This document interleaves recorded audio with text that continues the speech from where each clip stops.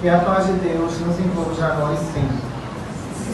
Com o tema A Juventude e o Futuro do Espiritismo.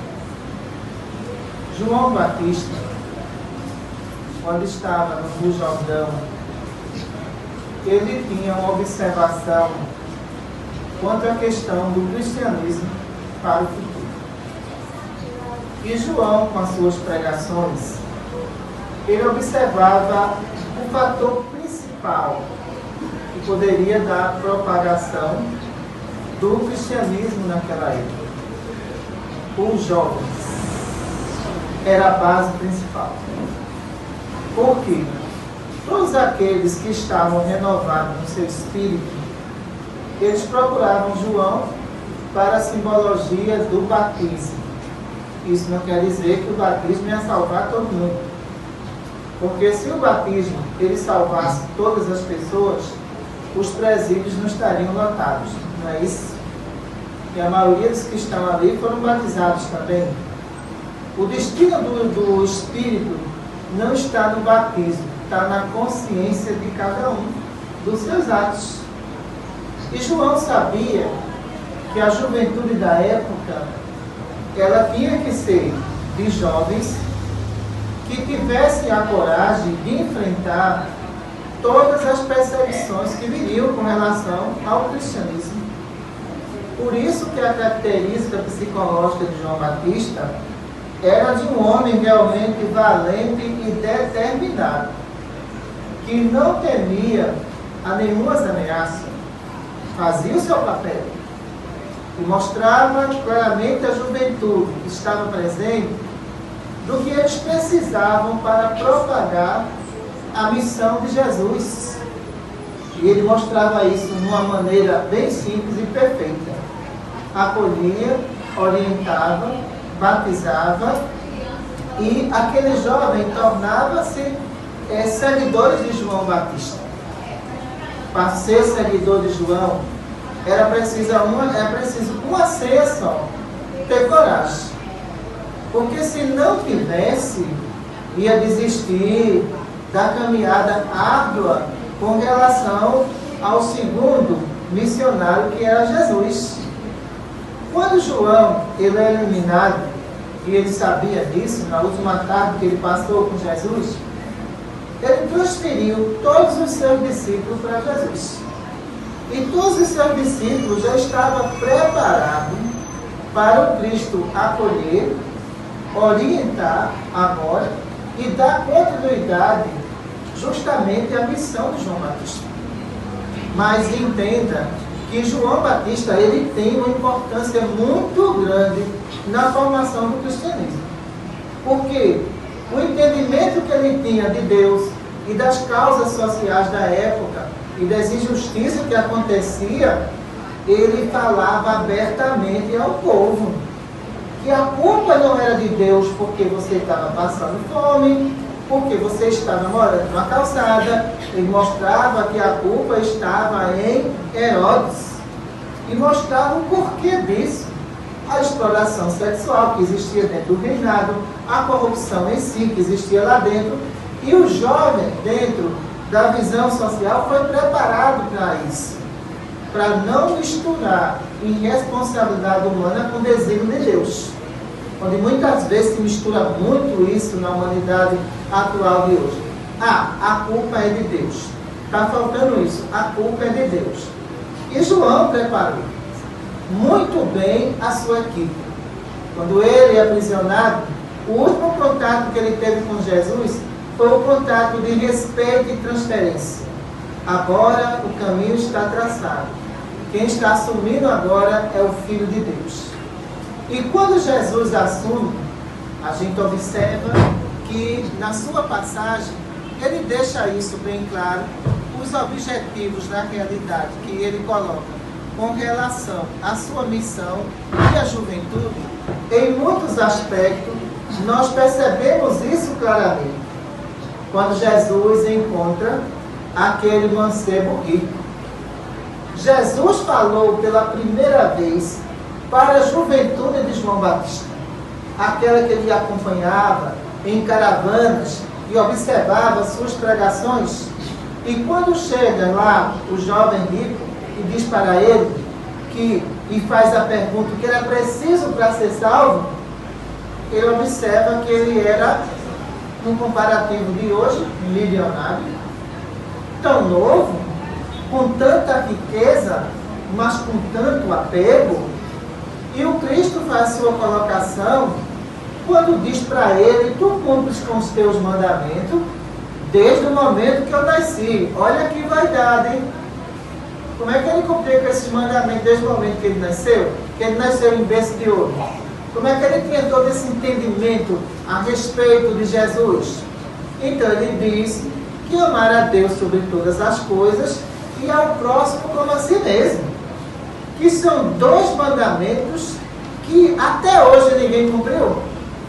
E como é que aquele mancebo rico, ele falara naquele momento que cumpriu com todos esses mandamentos?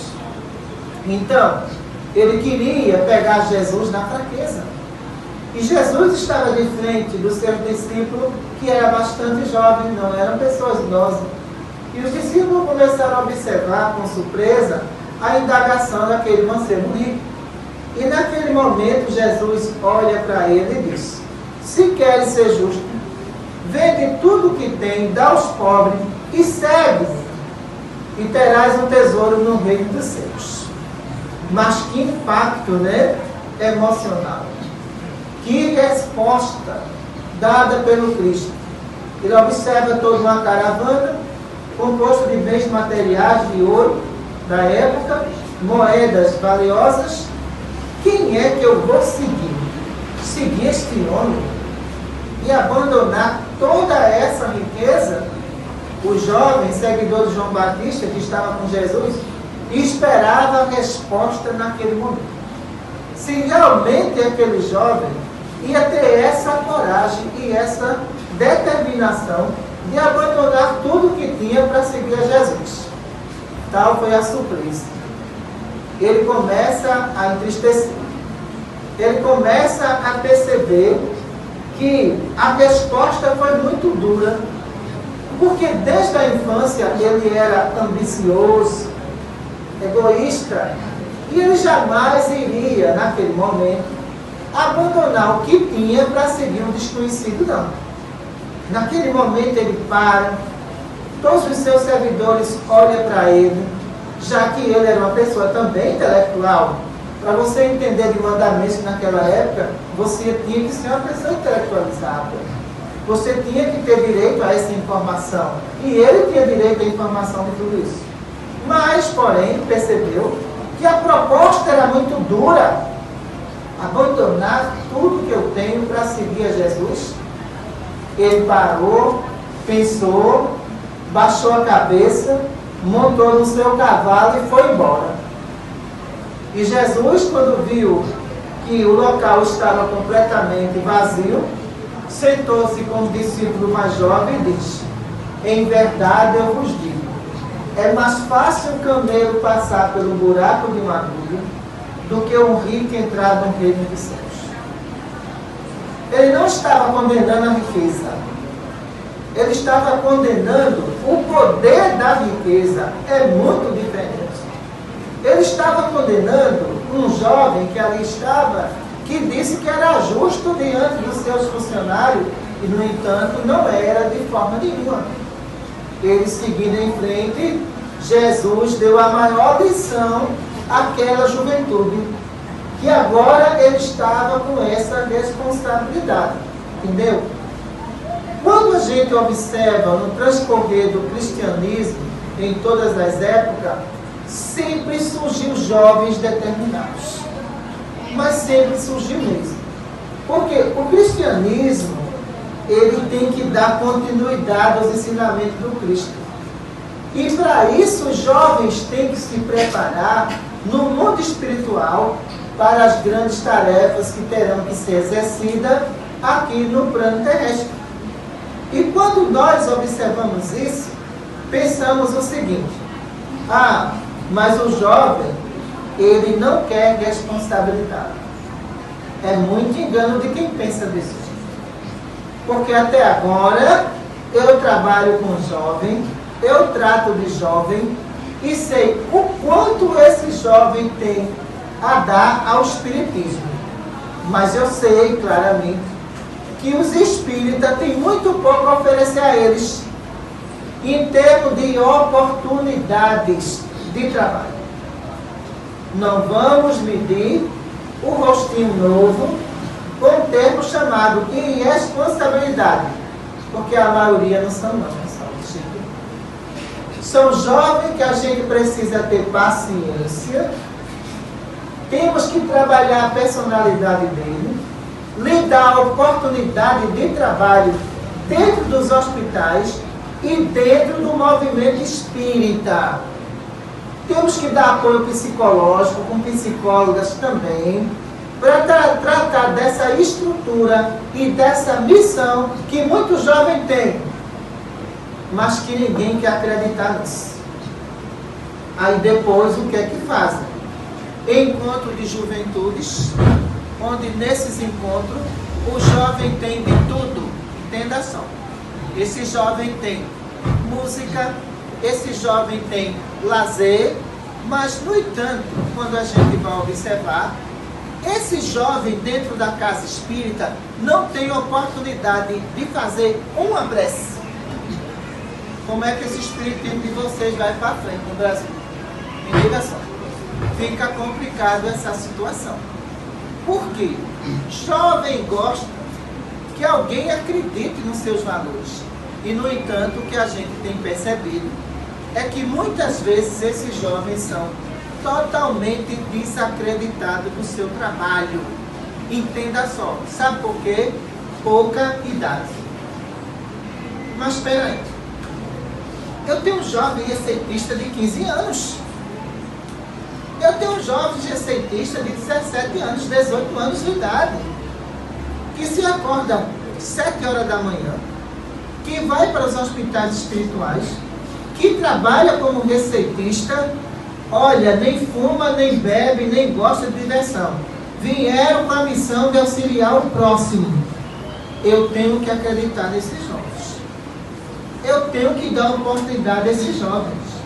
Agora, se nós trouxermos as origens católicas para dentro do movimento espírita, estamos fazendo uma concorrência. O padre botou a música, eu vou botar também, para os jovens ficar aqui. O pastor botou a banda lá, eu vou botar a banda aqui também. Que é isso? Centro Espírita agora virou igreja, foi? Para ter música, banda, tudo mais, para aprender a juventude. Ninguém prende juventude com música. Se prende juventude dando atenção a eles, escutando os problemas deles, sentando com eles para conversar. Em alguns casos, o que é como os jovens falam: doutora, eu posso fazer uma entrevista com a senhora? Pode. Cadê o tema? Traz o tema, a gente se senta e vamos conversar. Você tem que dar atenção a ele. Você não pode ter medo do jovem achando que ele vai naquele momento ocupar o teu lugar.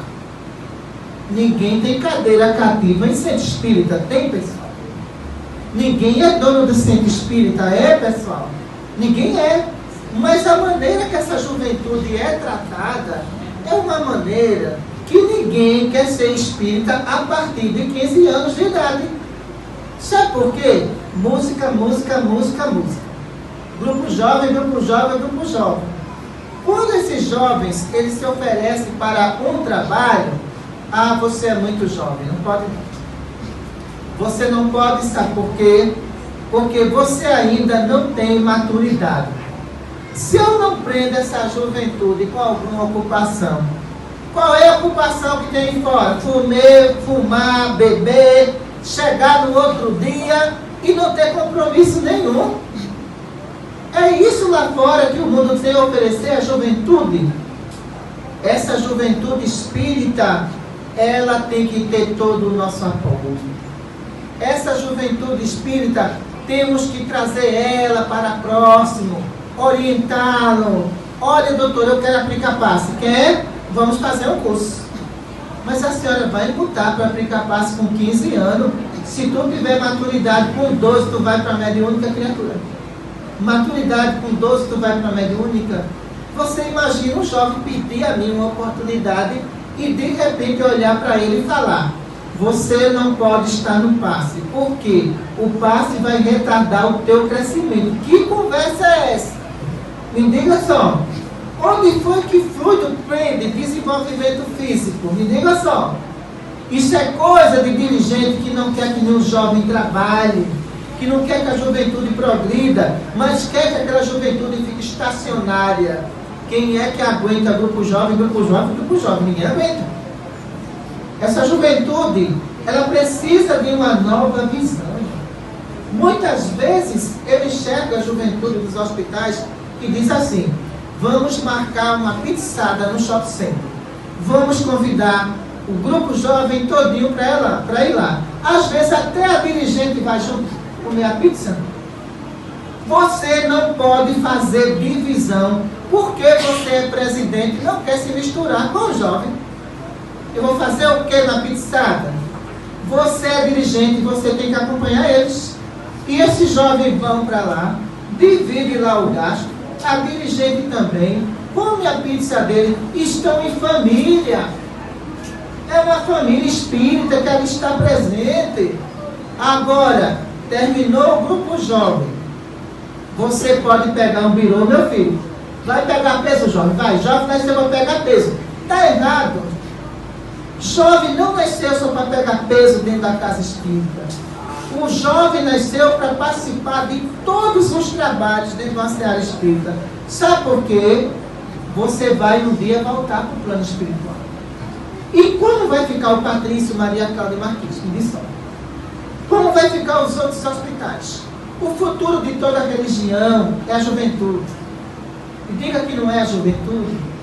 Nós temos jovens no Maria Cláudia que começaram na evangelização e hoje são médicos receitistas. Sabe por que eles tiveram essa base? Porque foi dada uma oportunidade a eles. E o que nós enxergamos é: vamos fazer um encontro de jovens. Para que isso? Isso vai preencher o vazio que existe dentro deles? Você fazer um encontro do jovem uma vez por ano, jovem se encontra todo dia, pessoal, para conversar os seus problemas. Quando um jovem chega para mim e faz: eu estou com problema, doutora, senta que eu quero ouvir. Muitos dirigentes falam: jovem com problema, todo jovem é problemático, pode ir para casa. Eu não estou para ouvir problema de jovem nenhum. Cadê sua caridade como espírito? Cadê sua caridade como dirigente de uma casa de amor e de fraternidade? E isso não existe de nenhuma forma. Agora, colocar a bandazinha de música não vai resolver o problema da juventude. O que vai resolver o problema da juventude é a gente sentar ali, olha, 10 minutos, 20 minutos, para ouvir cada um que ali se encontra. E alguns chegar e falar: doutora, a senhora arruma uma psicóloga para mim? Eu arrumo 2. Não é só uma, não. Porque se existem profissionais dentro dos hospitais, é para atender também a juventude, é para acolher a juventude. Mas o que a gente percebe dentro do movimento espírita no Brasil, os centros espíritas estão fechando por falta de jovem. As portas não se abriram para eles há 30 anos atrás. E o que foi que aconteceu agora? Os dirigentes apegados às paredes morreram. E quem é que vai levar esse trabalho à frente? Me diga só. Imagina vocês que lá em Pesqueira, pessoal de Arcovese, São José do Egito, que eu atendo todo esse pessoal, faz uma pergunta ao jovem hoje de 15 anos de São José do Egito: o que é a mediunidade? O que é isso? Eu não sei não. Sabe por que não chega essa informação? Porque ninguém investiu na juventude. Porque ninguém atraiu o jovem para dentro da casa. Não souberam como fazer isso de jeito nenhum. Quando eu vejo o Ricardo Menezes, quando eu vejo aqui o Patrícia Bacelar, olha quanto jovem está trabalhando aqui. Observe. Jovem lá em cima do fichário, jovem ali no trabalho de passe. Vamos lá agora para a Pesqueira. Jovem a partir de 17 anos, aplicando o passe. E olha que elas cresceram depois que foram aplicar passe, viu? Já que dizem que retarda o crescimento. Elas cresceram. Em Timbaúba, a quantidade de jovem espírita que tem no hospital Magali Ferraz é impressionante. Domingo de manhã, eles não saem de lá para ir à praia, não. Estão lá trabalhando. Por que isso acontece dentro dos hospitais e aí fora não está acontecendo? Porque eu sou flexível com os jovens. Eu sei trabalhar com juventude. Eu sei entender o mundo da juventude. E sei muito bem como preparar esses jovens para assumir responsabilidade dentro dos hospitais espirituais. Se hoje seu Vandir morrer, ele nem se preocupa. O trabalho vai continuar. O trabalho não vai parar porque o médico morreu, não.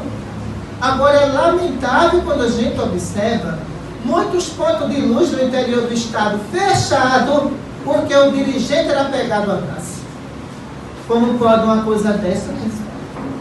O futuro hospital de Caruaru, que já está funcionando, olha, eu já trouxe jovem. Já tem jovem trabalhando. Já coloquei jovem para administrar o hospital de lá, junto com a direção. Olha, a tua responsabilidade agora é de adaptar isso aqui a um hospital espiritual. Estou lhe dando responsabilidade, porque eu sei que você vai cumprir. Quando eu vejo a juventude dos hospitais, que criaram uma página social para eles estudarem a doutrina espírita, sabe o que isso se chama? Integração. Na quarta-feira, às vezes, se reúne. Timbaúba, olha a distância. Timbaúba, se reúne o pessoal de Caruaru, o pessoal de Pesqueira, daqui. A juventude discutindo o tema dentro da página deles. Sabe o que se chama? Integração. De Recife ao interior do estado. Todo mundo é igual. Não existe ninguém diferente um do outro, não.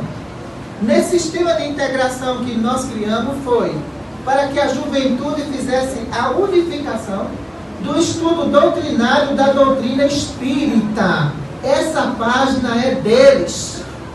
Fizemos um projeto, Jovens Espíritas em Atividade Espírita. Esse projeto existe.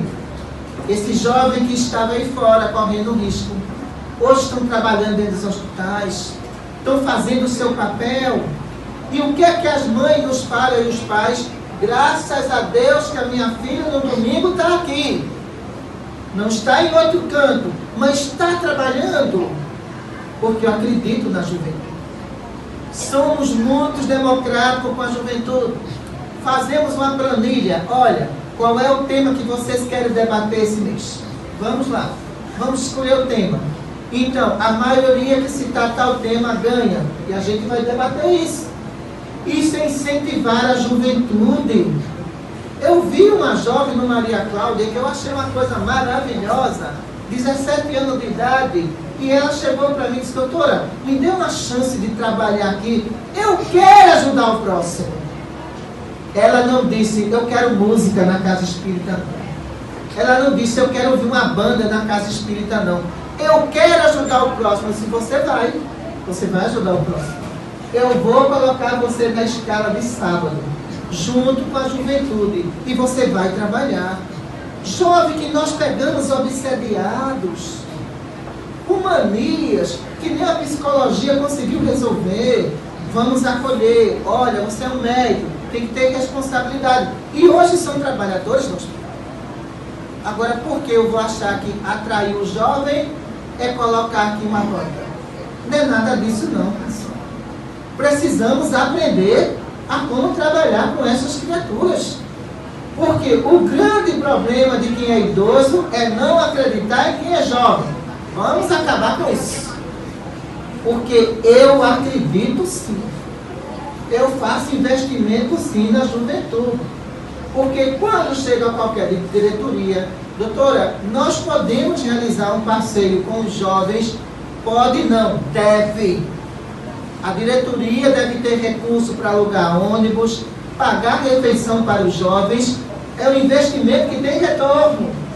Porque esses jovens estão ligados ao recinto espírita, ao ambiente espírita.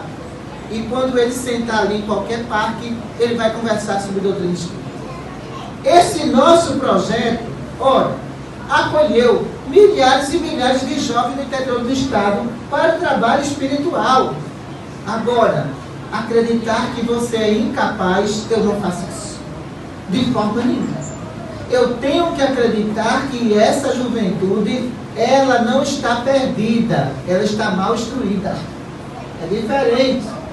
Perdida não tem jeito. Sem instrução, é a gente segurar, orientar e conduzir essa juventude para a luz. Muita paz para todos. Tem microfone para pergunta? Vamos lá.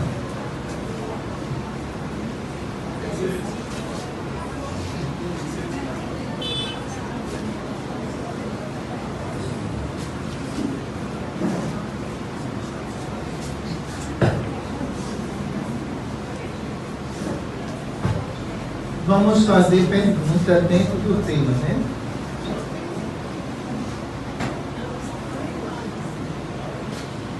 Mas tem outra ali.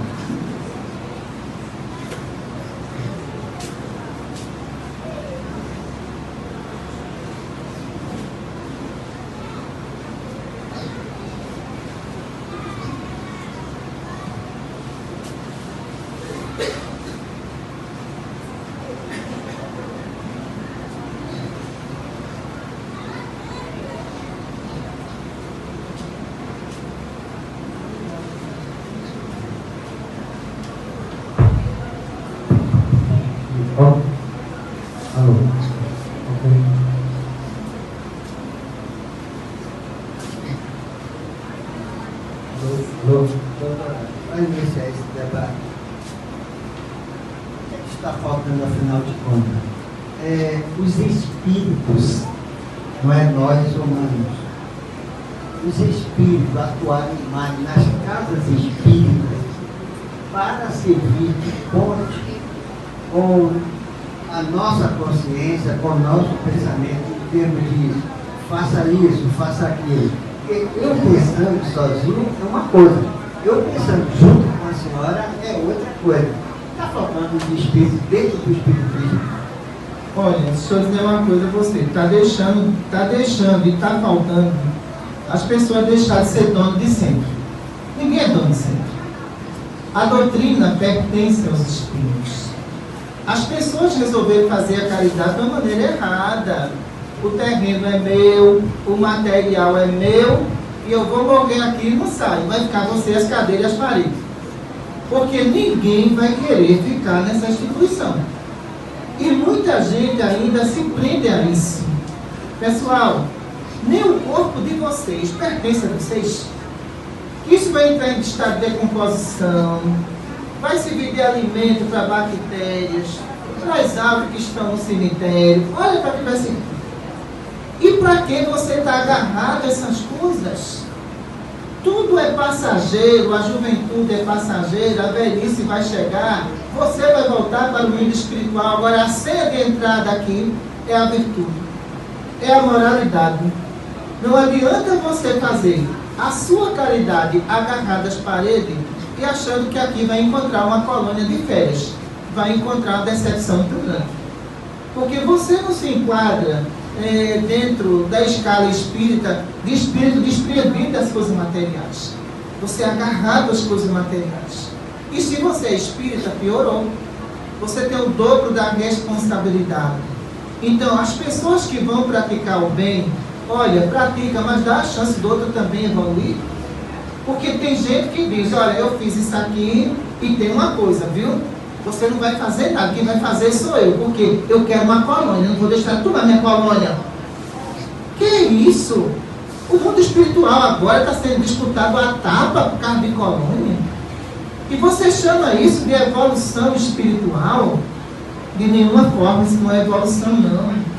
Quem quer praticar o bem é uma corrente coletiva, de uma força maior, um ajudando o outro. É assim que eu ensino os meus trabalhadores. Porque se ele for egoísta, eu digo, você é egoísta dentro do trabalho e você não tem condição de trabalhar desse jeito. O trabalho é em equipe. Ninguém pode ser dono do trabalho. E tem muitas pessoas que às vezes ela diz, eu fundei o centro é meu. Não é, porque ele não cabe dentro do teu caixão.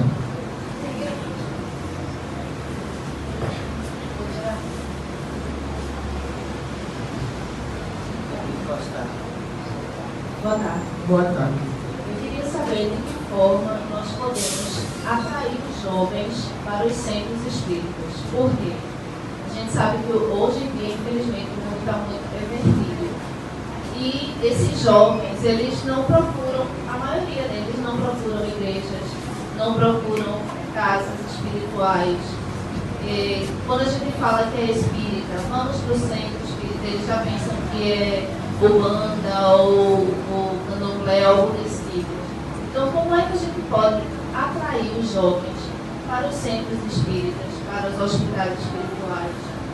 Certo. Primeiramente, vocês têm que ter espíritos para poder atrair esse jovem em termos de orientação, certo?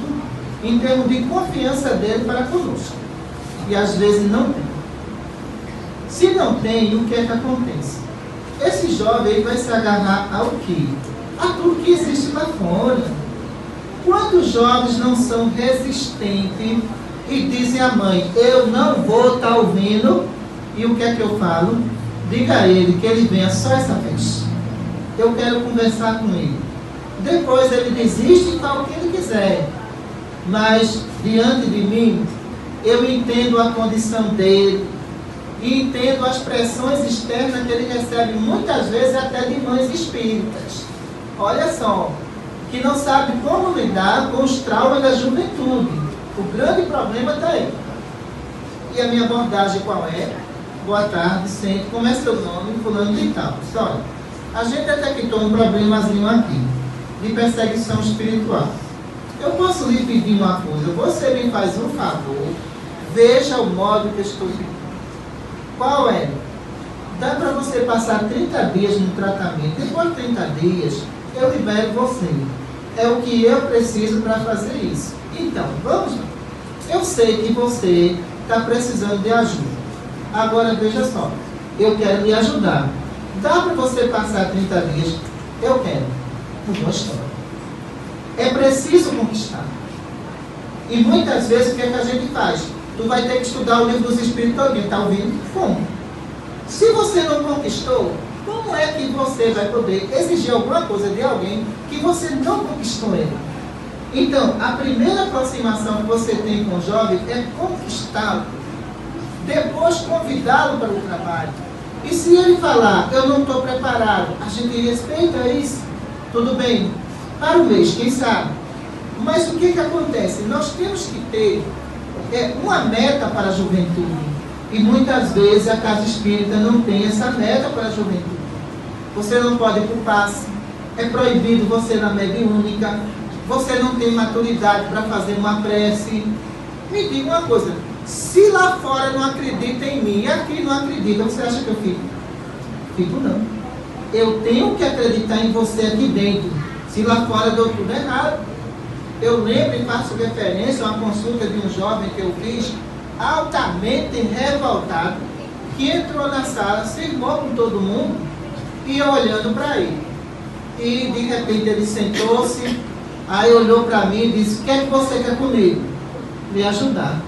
Somente. Posso me ajudar? Ele olhou para mim e disse, olha, deixa eu dizer uma coisa a você. A partir do momento que a sua mãe desencarnou, o mundo não é culpado disso. Eu sei que para você foi uma dor muito forte. Porque você perdeu sua mãe com 10 anos de idade. E você tem 14 anos. E você só tem seu pai. Eu entendo isso. Mas você acha que o mundo é culpado por isso?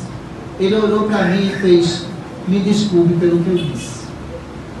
Será? Vocês perdem a cabeça sem motivo com o jovem, pessoal. Porque jovem, ele é de momento, o estresse dele é de momento, não é isso? Essa aqui não é estressada. O estresse dele é de momentos. Mas depois ele entra na área de repouso, ele se acalma. O problema é que vocês, quando vê ele estressado, estressa o dia todo. Não sabem lidar com a juventude de jeito nenhum. E depois aquele jovem olhou para as assistentes e fez, olha, me desculpe pelo que eu disse quando eu entrei aqui, tá certo? Me perdoe, pessoal. Mudou. Mas ele enveredou pelo caminho da droga, rebelde dentro de casa. Mas qual era a raiz do problema? Perdeu a mãe. E quem é que perde a mãe com 10 anos de idade não se revolta? Me diga só. Se revolta sim, é da natureza, do espírito. Agora, as pessoas passam a dizer o seguinte: olha, você é um irresponsável, se envolveu com droga, não quer nada com a vida. É assim que você vai erguer o jovem. Se ergue eles com paciência e amor. Esse é o caminho, entendeu?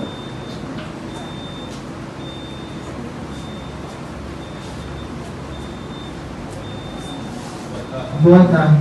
Doutor, porque, pelo menos eu, na minha época, os nossos pais, nossos avós têm mais paciência com nós jovens, inclusive os nossos professores, os nossos orientadores, e hoje a cultura de hoje é mais difícil, o clima é mais exigente, queijo à força. Eu nunca fui exigente nada mesmo. Olha, É fácil explicar. Veja só. Os antigos, eles eram dotados de uma paciência enorme, porque também já foram jovens e passaram pelas suas dificuldades. Só que as pessoas atuais de hoje, elas são muito perfeccionistas e começam a fazer um comparativo que não se deve. Na sua idade eu não era assim. Era. Só apenas não se lembra. Mas era assim. Na sua idade, a minha mãe, se eu fizesse isso, fazia isso e isso. Em vez de você procurar compreender o momento, você faz um julgamento do comportamento, como se aquele comportamento fosse um comportamento eterno. E não é eterno. Minha filha é muito problemática, doutora. Peraí, deixa eu entender o problema dela. Senta aí, vamos conversar? E o que é que a gente encontra muitas vezes? Aquela mãe protetora, que chega lá no quarto e faz: filhinha, olha a hora do café. Vamos tomar café? Isso durante 10 minutos. Quem é que aguenta? Me diga só. Aquele jovem se estressa e faz: deixa de me aperrear. Já acordou estressada. Tá vendo aí? Já acordou estressada. Como é que pode um negócio desse? Tá vendo? No meu tempo não era assim. Daqui a pouco faz: ô filhinho, o café tá na mesa. Olha, quem é que aguenta um negócio desse? Me diga só. Deixa o jovem lá.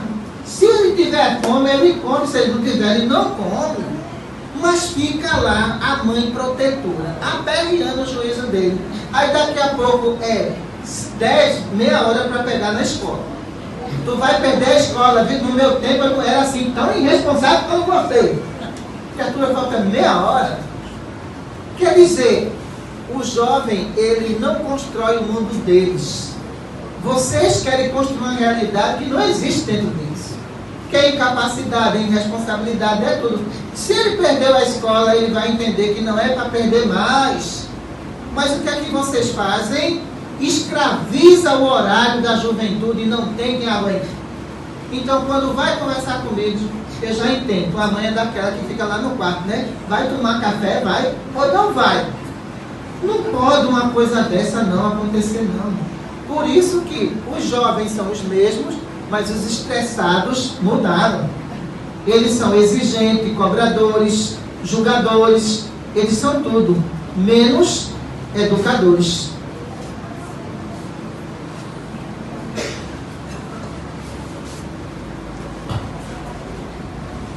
Boa tarde, doutora. Boa tarde. Tem como a gente auxiliar, como é que a gente pode auxiliar antes de chegar ao jovem, digamos assim, a criança, né, para que ele possa, ao chegar na juventude, ele chegar, não sei se seria 100% possível, não sei, mas mais centrado, mais, não sei o que eu quero dizer, assim, conseguir auxiliar melhor essas mudanças. Ter paz mais presente. Olha, tem homem que joga responsabilidade para a mulher e não quer ter participação nenhuma. Isso é um dos fatores muito perigosos na formação infantil. A criança tem a mãe como referência e o pai como ausência. Quando chega lá na juventude, me diz: ó, esse teu filho me dá um bom dia. Claro, você nunca estava presente, qual o bom dia que ele vai te dar, criatura? Ele só gosta de você, não quer conversa comigo. Você nunca teve conversa com ele na infância, como é que ele vai ter na fase adulta? Então, a evangelização também é a base disso. Começar a levar aquela criança para ser evangelizada, para mostrar para ela que existe um Deus que ama ela e que protege ela. Todos esses fatores foram esquecidos. As mães de hoje em dia, elas não ensinam os filhos a fazer um Pai Nosso. Simplesmente faz: olha, tu está demorando para dormir, toma meu celular, vai lá. A prece agora é o celular. Como é que aquela criança vai construir sentimento dentro dela? Não constrói. Então cabe às religiões, não só ao espiritismo, a construir sentimentos humanos. Conduzir essa criança para a evangelização, para um grupo jovem, depois para visitar hospitais, para ver a necessidade humana, para ele entender a sua missão na Terra. Entendeu? Boa tarde a todos. Boa tarde. Boa tarde a todos. Eu tenho observado, nesses meus 62 anos, ultimamente eu tenho observado que 10 anos para cá, que muitos pais estão mais preocupados um com o outro, em cobrar um do outro o ciúme, o dinheiro, a diversão. Tem filhos e os filhos ficam totalmente perdidos, porque simplesmente eles ignoram os filhos. Totalmente. É o que eu tenho observado de muitos casais. Eles não estão preocupados com o jovem, nem ingressar o jovem numa religião, num trabalho espírita. Eles estão mais preocupados com o outro.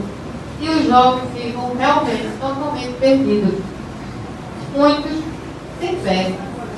Porque não tem quem chega até eles. Porque os pais se ignoram. Colocam o celular, colocam televisão e acabou-se. Sempre. Olha, quando o jovem se encontra com o jovem, hoje é para contar os dramas e as aflições que existem dentro do lar. O lar é a base de qualquer jovem. A religião é o complemento disso tudo. Se dentro do lar tem discussão, agressão, bebida, você acha que a religião vai resolver o problema do mundo? Não vai, não. Porque tem que resolver o problema do lar, onde a religião vai dar a base de orientação. E o que acontece com muitos casais? Querem discutir relação, mas não querem discutir convivência com o jovem, não querem sentar para ver onde foi que erraram. Mas querem todo mundo estar bem consigo. Olha, amor, vamos acertar nossa relação, senta aí, por favor. Então, isso só termina em briga, ninguém se acerta nunca. E o jovem lá sofrendo. Quantas jovens eu não estou tratando estão se cortando lá, com geleque? Sabe por que elas fazem isso? Quando eu pergunto, eu não tenho atenção em casa não. Ninguém conversa comigo, meu pai não é presente, minha mãe muito menos, é por isso que eu faço isso. Eu faço isso para chamar a atenção dela. Eu faço isso para dizer que eu estou pedindo socorro, para que eles acordem, que eu existo. Os relatos da juventude são esses. E de repente, quando a gente chama o pai, chama a mãe, eles não gostam. Olha, vamos dar mais atenção a ela, vamos conversar mais com ela. Mas, doutora, no meu tempo não era assim, não. Só que o teu tempo era diferente. Nós estamos agora com outra geração. E essa geração, a tua filha está se cortando. A gente tem que ajudar ela. Não podemos deixar ela desse modo. Muitos são muito resistentes e não querem mudar. E termina a filha se matando. Nós fizemos a nossa parte. Mas é preciso que vocês façam de vocês. Olha, birrazinha de pai e mãe para jovem não resolve o problema dele.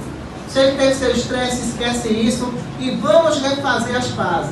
Vamos reconstruir tudo isso. Porque o que eu vejo é absurdo de alguns pais que dizem assim: ela não me obedeceu, eu não quero conversa com ela. Que história é essa? E tua filha vai conversar com quem? Me responde agora. Não, doutora, mas não é assim não. É assim.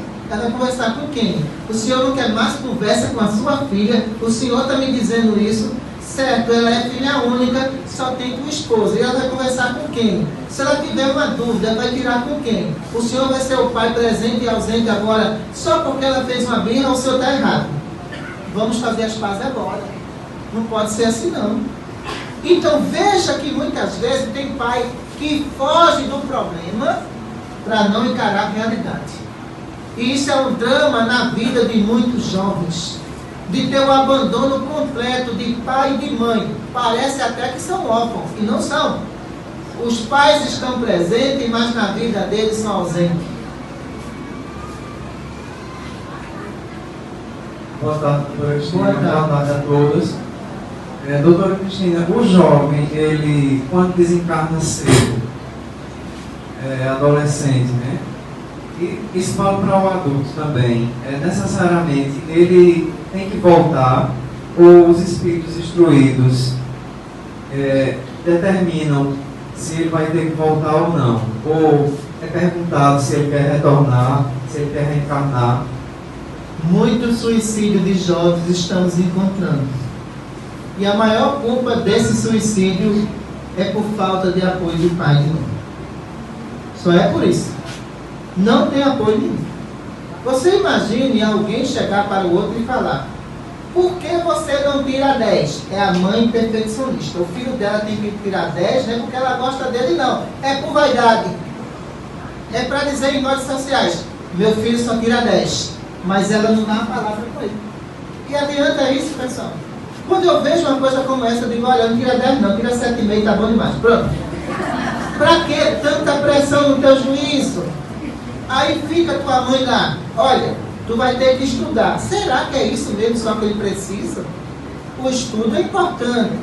Agora, você exigir que alguém tire 10 porque você quer se apresentar como a heroína, a mãe genitora perfeita, e aquele filho se matando e se cortando dentro de um quarto, adianta isso? Mães que têm perfeccionismo, 7,5 tá bom. Não tem coisa melhor. Sua mãe, tudo isso no final do ano, ele vai reprovado. Mas tem umas que diz: tirou 8,5, você é um incapaz, não serve de nada, o filho da vizinha tirou foi 10, e como é que você, da melhor escola, tira 8,5? Isso é egoísmo. Você vai matar o seu filho, ele vai se transformar numa fera, ele vai entrar no tráfico, ele vai se viciar. Sabe por quê? Você está fazendo uma pressão que ele não merece. Ele já fez a parte dele. Qual é a sua? Dar amor, carinho e atenção. Não é estar pedindo 10 toda hora para ele, não.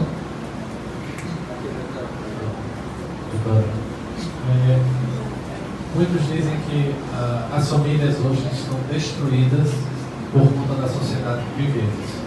Outros dizem que a sociedade está do jeito que está por conta das famílias. Nesse toma lá da cá, nesse ping-pong de responsabilidade, pensando em solução, seria a religião, o ensinamento do Cristo, o caminho correto a ser seguido? Olha, quando Jesus enfrentou a crise moral, ele colocou todo o conhecimento divino na mão de vocês. Ele enfrentou uma crise moral bem pior do que essa que vocês estão vivendo agora.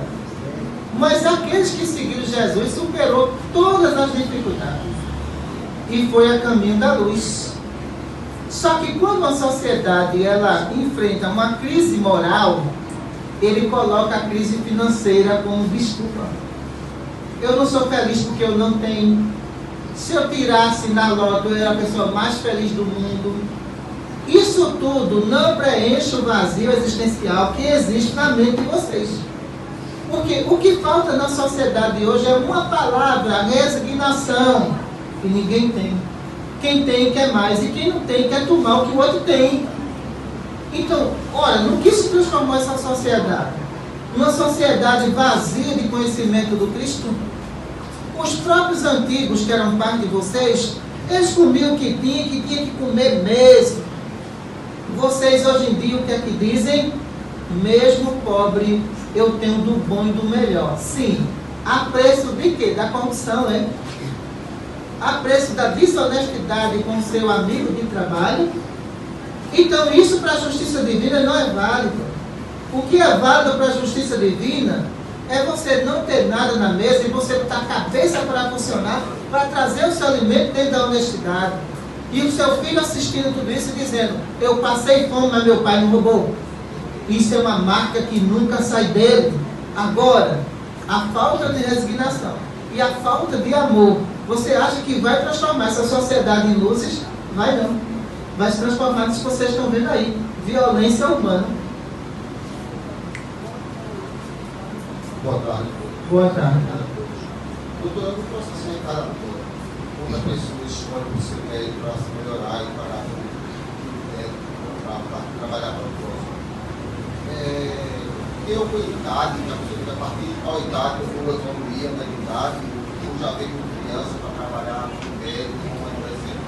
Porque está doutor explicando, como a senhora falou, aqui a gente encontra crianças e adolescentes, né? A gente já vê galinha que já trabalhando, fazendo mas você não vê isso, a gente vê aquilo como a senhora falou, quem já tem pouco centro, é aquele grupo fechado, aquele grupo que é amigo, tem aquele negócio amigo fulano, ciclano, potenciação, fulano, mas não há esse trabalho, não vê aquele trabalho, esse médico tem essa característica em inúmeras comunidades que existem, e tem, aflorou a tal idade, aflorou essa situação, tem que ser trabalhada logo, tem que ser desenvolvida logo, né? Ele tem condições de trabalhar e trabalhar. Certo. Olha, a primeira observação que nós temos nos médios mais novos, a partir de 12 anos de idade, que eram médios que o senhor Allan Kardec formou a qualificação. Esses médios tinham 12 anos de idade, outros tinham 14 anos de idade. Então, os médicos que Kardec trabalhou, nenhum cresceu não, foi retardou o crescimento deles. Essa qualificação que vocês estudam foi formada praticamente por crianças, 12 anos na época, que recebiam espíritos altamente evoluídos. Sabe por quê? Só Allan Kardec viu neles a evolução, não viu o tamanho. E foi em busca dessa evolução para trazer os ensinamentos de hoje. Só que a visão de hoje, como o seu livro está falando ali, é uma visão muito restrita, de grupos muito fechados. E olha, essa epidemia está no mundo inteiro, não é só no Brasil, é no mundo inteiro. Esse grupo já está formado, ninguém entra. Sim, aí tem um acidente coletivo e morre tudinho. Quem é que vai entrar agora? Quem é que vai conduzir esse trabalho? Me diga só. Sem ter instrumento. Em todas as épocas da humanidade, a justiça divina precisou de jovem para conduzir o cristianismo. E hoje a gente está pescando de um por um. Porque são poucos que aparecem. Como você falou em Moisés, Moisés evangelizou as crianças, passou para a fase da pré-adolescência, para adolescente, para assumir responsabilidade. E os espíritas de hoje falam, vamos botar música para o jovem vir, viu? Vai ter música. Olha, vai ter uma banda hoje. Vai lá, juventude. A banda não vai tirar o problema que tem dentro dele, não, nem tão pouca música. Ele quer desabafar, mas vai procurar quem? No interior tem os padres que fazem isso, né? O jovem vai lá e se confessa. Ainda bem que a igreja tem essa autonomia de fazer isso. Mas espera aí, os centros espíritas têm isso? Tem não, não venha me dizer porque não tem não. O jovem entra e sai, parece um desencarnado, ninguém nem vê ele, entendeu? Nem percebe que ele está ali. E quando ele pega, né, bem simplesinho lá, no papel, para ler uma mensagem, esperando que alguém converse com ele, ele bota a mensagem, vai embora e vai ser pastor em outra igreja. Quem perdeu foi a doutrina espírita.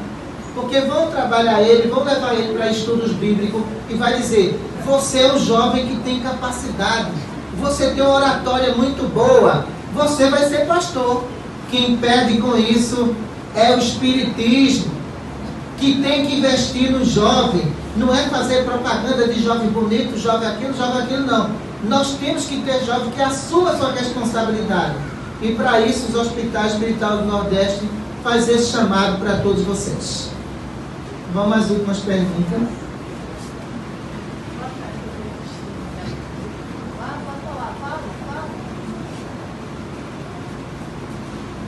Boa tarde. Boa tarde. Um jovem que tem conhecimento, que se desde criança começa a se doutrinar no hospital, por exemplo, e de repente ele cresce e resolve deixar a instituição. Como a espiritualidade vê esse jovem? Mas eu tenho uma paciência de esperar ele de volta. Porque eu sei que a base que eu dei a ele, ele vai raciocinar cedo ou tarde. Se tem responsabilidade com Jesus, olha, tu vai fazer uma curva lá no universo, mas tu vai ter que parar na responsabilidade que lhe foi confiada. Entenda, toda a estrutura de manutenção do jovem dentro de um trabalho depende de quem? De pai e mãe. Se essa mãe diz, meu filho, vai ajudar o próximo, está fazendo um trabalho belíssimo. Agora, se muita mãe fala de novo naquele hospital, você não sai dali de dentro mais, você não quer viver sua vida, e quando vai ver a vida, droga e bebida. E aí, quem perdeu foi você. Não reclame do filho que está fazendo caridade, não. Elogie ele. Dê incentivo a ele. E muitas mães não têm essa capacidade de fazer isso, não. O filho entra e sai com o evangelho na mão, e ela olha e faz, de novo? Você não para em casa? Então, se esse jovem saiu, um dia ele volta. Porque ele sabe claramente a base que dei e a responsabilidade que eu tenho perante eles. Muita paz para todos. Obrigado a vocês. Mestre amado Jesus, agradecemos a Ti, a Maria Santíssima, por tudo que recebemos. Em Teu nome damos por encerrado a nossa palestra. Muita paz.